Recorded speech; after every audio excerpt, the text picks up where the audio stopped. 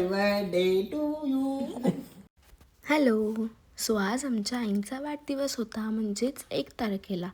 पण आम्ही हा केक 31ला कट केला. आणि पुढे आता आमच्या पिल्लूचं गोड रिॲक्शन बघा.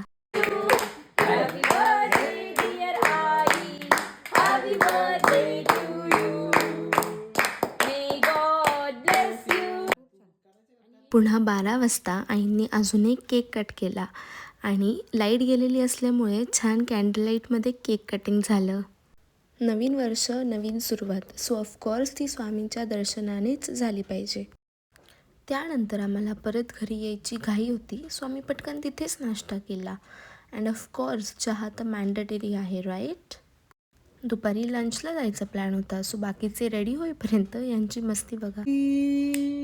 ससा ओ ससा तो काबूस तसा त्याने काजूची पैंज लावली. त्यानंतर आम्ही फ्लावर्स आणि केक घेऊन पुढे निघालो, बिकॉज आम्ही आईंसाठी एक छोटंसं सरप्राईज प्लॅन केलं होतं.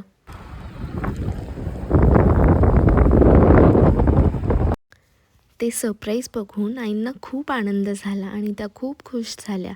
त्यांचं रिॲक्शन तर तुम्ही बघूच शकता. आणि पुढे पप्पांनी आईंना इतक्या गोड प्रकारे विश केलं. फक्त तिच्याकडे बघा, तिच्याकडे बघा. इंग्लिश नाही ठीक आहे, हे पण छान आहे. सो वाढदिवस म्हटलं की भरपूर केक. आणि अशा प्रकारे आईंनीसुद्धा त्यांच्या वाढदिवसाचा 4था केक कट केला. पुण्यातली शेफ कैलास डेअरी तर तुम्हाला माहितीच असेल. सो जेवण करून आम्ही तिथे मसाला दूध प्यायला गेलो. And of course we had to end our day with papa's Darshan.